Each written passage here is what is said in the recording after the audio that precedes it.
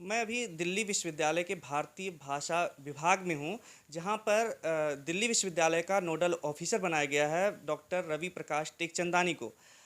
इनसे हम कुछ बात करेंगे क्योंकि एक कार्यक्रम है, एक अभियान चल रहा है नदी को जानो, जिसके बारे में यहाँ पर जानेंगे। सर, आपका स्वागत है फोरमपुर में। जी बहुत बहुत धन्यवाद। नदी को जानो, यह एक ऐसा कार्यक्रम है। इसकी पृष्ठभूमि पहले आप लोगों को बताता हूँ, फिर इसके अभियान की, इस प्रतियोगिता के क्या नियम हैं, इसकी अंतिम तिथि क्या है, उस पर ज़रूर कुछ प्रकाश डालूंगा। अभी हम वर्तमान में खड़े हैं, यह प्रांगण है भारतीय भाषा विभाग। भारतीय भाषा के उन्नयन के लिए, उसके विकास के लिए यह दिल्ली विश्वविद्यालय का प्रमुख विभाग है, जिसको अंग्रेज़ी में कहते हैं modern Indian languages and literary studies department.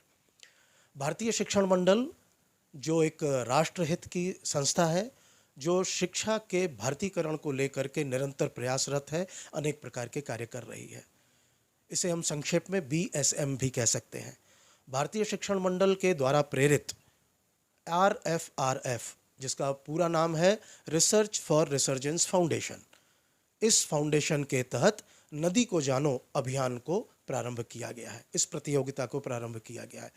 यह आप सबको बताते हुए प्रसन्नता का भाव भी जागृत हो रहा है कि 25 जुलाई को हमारे देश के यशस्वी शिक्षा मंत्री 25 जुलाई को इसका उन्होंने उद्घाटन किया और इस प्रतियोगिता के लिए हम सबको आह्वान किया कि हम इसमें सम्मिलित हो सकें। इसी श्रृंखला में RFRF ने दिल्ली विश्वविद्यालय के साथ साथ अनेक विश्वविद्यालय के वाइस चांसलर्स के साथ संपर्क स्थापित किया। दिल्ली विश्वविद्यालय के हमारे यशस्वी कुलपति, कुलगुरु आदरणीय प्रोफेसर योगेश सिंह जी ने इसे अपना बना लिया, इसे स्वीकार कर लिया। उनके मन से ये बात लगी, नदी को जानो अभियान। इसी के तहत, इसी श्रृंखला के तहत उन्होंने नोडल ऑफिसर के रूप में मुझे यह कार्यभार सौंपा है। उसी नोडल अधिकारी के निमित्त यह प्रतियोगिता क्या है, किस प्रकार की इसकी योजना है, आप लोगों के सम्मुख में संक्षेप में रखता हूँ। लेकिन योजना और परियोजना और प्रतियोगिता के बारे में बताने से पहले मुझे लगता है कि हम सब अपने आप को टटोलें, अपने आप से बात करें कि क्या हम नदी से जुड़े हुए हैं। क्या वर्तमान में ऐसा है कि हम नदियों को भूलते जा रहे हैं? अगर भूलते जा रहे हैं तो ऐसा क्यों है? अगर हमारी नदियाँ सूख रही हैं तो क्यों? और अगर नदियाँ जो जीवित हैं तो क्या वो पूरी तरह उतनी ही जैसे एक मनुष्य का भाव प्रफुल्लित होता है, तो क्या नदियाँ भी प्रफुल्लित हैं क्या? क्या उनमें पर्यावरण को लेकर के किसी प्रकार की तकलीफ, कुछ समस्याएं नहीं आ गई हैं क्या? ऐसी चिंता को लेकर के जब आप करेंगे तो आपको मैं आपके बचपन में लेके चलूँगा, जब आप कहीं से कूद कूद करके नदी में नहाते थे, जंप मारते थे, तैरते थे। क्या ऐसा वातावरण, शुद्ध वातावरण ऐसा मिल पा रहा है क्या? चूँकि हम दिल्ली में हैं, तो दिल्ली में यमुना नदी बहती है, यमुना का एक जल प्रवाह है। क्या सब जगह यमुना नदी नहाने योग्य है क्या? जल जीवन है, जल प्राण है, आदि अनंत काल से। ऋग्वेद में भी इसका उल्लेख मिलता है। दो प्रकार के भाव प्रकट होते हैं। एक देखेंगे तो सोशल स्तर पर, यानी कि सामाजिक स्तर पर। सामाजिक स्तर पर है, नदियों को देखेंगे तो वो भाषा से जोड़ती हैं, साहित्य से जोड़ती हैं, संस्कृति से जोड़ती हैं, परिवहन से जोड़ती हैं, व्यापार से जोड़ती हैं, आपको पर्यावरण से जोड़ती हैं। नदी यानी कि जोड़ने का काम करती हैं, नदियाँ तोड़ती नहीं हैं। तो भारत में जब नदियाँ जोड़ने का काम करती हैं, और जब हम भारत को ऋषि मुनियों का देश कहते हैं, तो एक इसके वृहद रूप में, विस्तृत रूप में, एक इसका अर्थ विस्तार यदि अगर हम ले लें तो यह नदियों का भी देश है। जम्मू से लेकर के और कन्याकुमारी तक, और पूर्वोत्तर भारत से लेकर के और पश्चिमोत्तर भारत तक, यह नदियों से भरा पूरा संसार है भारत देश की भूमि का। हमको ऋग्वेद में भी तो इसका जिक्र मिलता ही है, जो मैं बात कह रहा था। गंगा जी का वर्णन मिलता है, सिंधु का वर्णन उसमें मिलता है। लेकिन पुनः वो प्रश्न उठाता हूँ कि क्या आज की वो नदियाँ उसी भाव रूप में, उसी धारा रूप में प्रवाहित हो रही हैं क्या? कहीं पर वो विलुप्त हो गई हैं।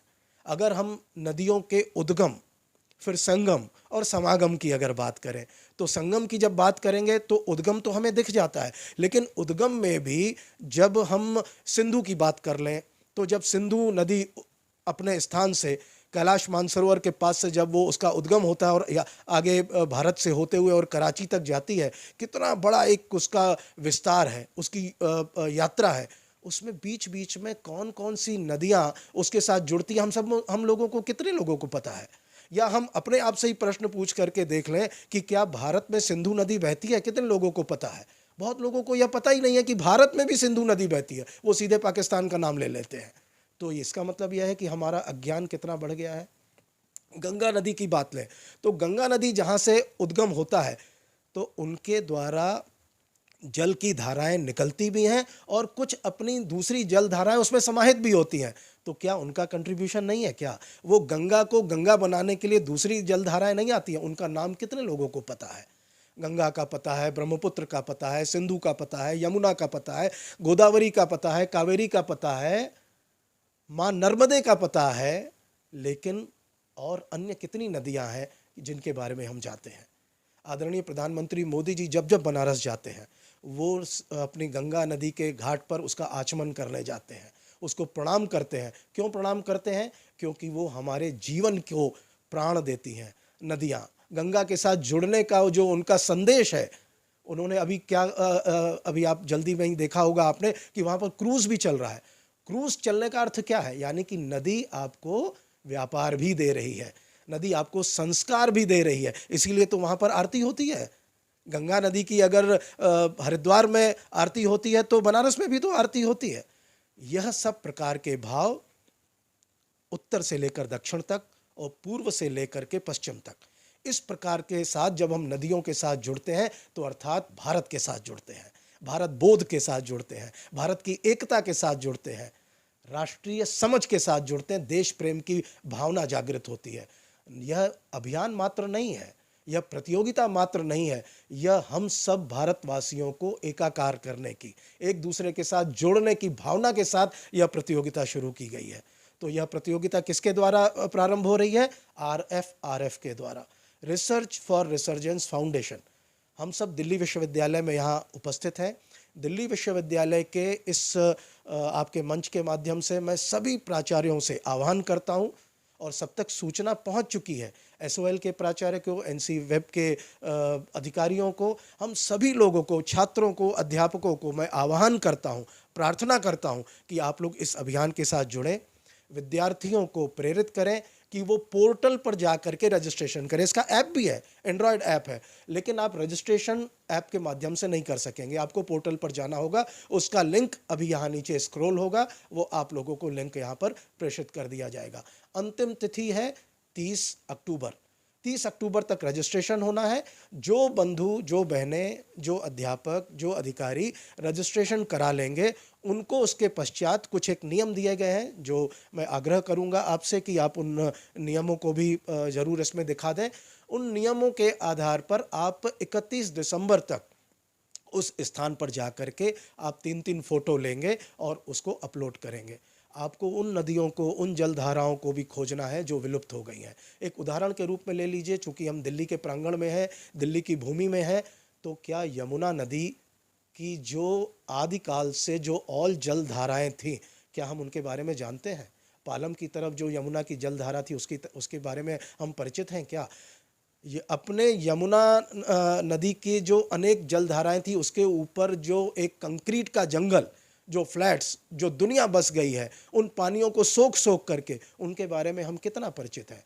तो आइए सोशल मीडिया के माध्यम से और लिटरेचर के माध्यम से उसको खोजें और इस प्रतियोगिता का अंग बने। इसमें जो आकर्षित करने वाली बात है, आप सभी लोगों के लिए सर्टिफिकेट दिया जाएगा। 25 रुपये मात्र पोर्टल पर जा करके आपको शुल्क देना होगा। और दिल्ली विश्वविद्यालय के जितने लोग हैं उनसे तो आग्रह कर ही रहा हूँ, 1 लाख रुपए तक का अधिकतम पुरस्कार है, जिसको जल संरक्षक पुरस्कार के नाम से जाना गया है। जल उपासक 51,000 रुपये का पुरस्कार है और जल साथी 31,000 रुपये का पुरस्कार है। यह minimum qualification to compete for institutional award, आपको 250 लोगों को कम से कम रजिस्ट्रेशन कराना है। यानी कि एक इंस्टीट्यूशन को प्रतियोगिता में सम्मिलित होने के लिए कम से कम 250 लोगों का रजिस्ट्रेशन करना होगा। लेकिन दिल्ली विश्वविद्यालय से अपेक्षा 2.5 लाख की कर रहा हूं मैं। जब 2.5 लाख लोग इस 5 दिनों में रजिस्टर्ड होंगे तो दिल्ली विश्वविद्यालय को एक प्रमुख स्थान प्राप्त हो जाएगा। इसके साथ साथ जो व्यक्तिगत स्तर पर जो विद्यार्थी हैं, शोधार्थी हैं, वो ये ओपन है। 18 से कम आयु के जो विद्यार्थी हैं वो भी इसमें आ सकते हैं। स्कूल के, कॉलेज के, महाविद्यालय के, यूनिवर्सिटी के, वो इनरोलमेंट अपना करा सकते हैं, रजिस्ट्रेशन करा सकते हैं। उनको पुरस्कार मिल सकता है जल बाल मित्र। और उसके पश्चात है 18 से 25 वर्ष के युवकों के लिए जल युवा मित्र। और उसके पश्चात है 25 वर्ष से ऊपर के लोगों के लिए जल मित्र पुरस्कार। ये 5-5 हज़ार रुपए का है। सर, ये प्रोग्राम जो आपने बताया नदी को जानो अभियान चल रहा है, इसके अंतर्गत छात्रों को रजिस्ट्रेशन ऑनलाइन सब कुछ करना है, ऑनलाइन ही सर्टिफिकेट मिलेगा? जी, मैंने जैसे पहले ही बताया कि इसका एक पोर्टल है और आपसे आग्रह किया है कि उस पोर्टल का लिंक आप यहाँ पर साझा कर देंगे। यह पोर्टल के माध्यम से, ऑनलाइन माध्यम से ही रजिस्ट्रेशन होगा। सर्टिफिकेट भी आप लोगों को ऑनलाइन मिल जाएगा। इसको ऑफलाइन या प्रत्यक्ष कहीं पर जा कर के फीस आपको जमा नहीं करनी है। कोई अगर आपके पास ऐसा ऑफर लेकर के भी आता है तो आप कृपया उसको उत्साहित न करें। यह पूरी तरीके से ऑनलाइन कार्यक्रम है। ठीक है। कोई भी छात्र, किसी भी स्ट्रीम का छात्र इसमें अप्लाई कर सकता है? जी, इसमें छात्र, छात्राएं, परिवार के अभिभावक, जैसे मैं अपनी बात करूं, आप लोग सामान्यतः टीवी पर देखते हैं जब कोई फिल्मी कलाकार अपनी बात करता है या इंश्योरेंस पॉलिसी बेचता है तो वो क्या कहता है, मैंने तो करा लिया, आप कराइए। हम सब देखते होंगे टीवी पर इस प्रकार के विज्ञापन। तो मैं चूंकि इसका नोडल अधिकारी हूं तो मेरे मुख से भी सुन लीजिए, मैंने तो अपना रजिस्ट्रेशन करा लिया, मेरे परिवार का करा लिया, अब आप भी कराइए ना। सर्टिफिकेट मिलेगा, पुरस्कार मिलेगा, आप नदी से जुड़ेंगे, यानी कि भारत से जुड़ेंगे, अपने जीवन से जुड़ेंगे, अपने आप से जुड़ेंगे। आइए हम सब प्रसन्न भाव से इसके प्रतिभागी बने, सहयोगी बने। आज के लिए इतना ही, फिर कभी किसी दिन और। धन्यवाद। खबरों में बने रहने के लिए फोरम 4 को सब्सक्राइब करें और नोटिफिकेशन पाने के लिए बेल आइकन दबाएं।